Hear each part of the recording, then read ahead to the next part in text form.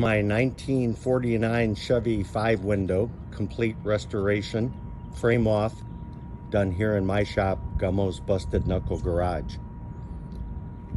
I call it the bee's knees. This thing is absolutely beautiful.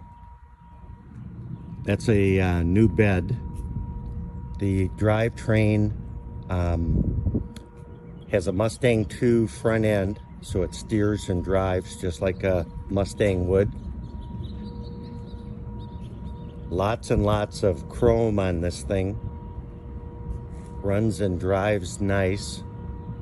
The seats are leather from Australia.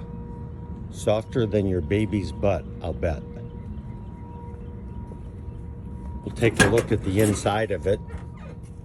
The seats just absolutely wrap around you and are very, very nice and soft. We'll see if we can start it up.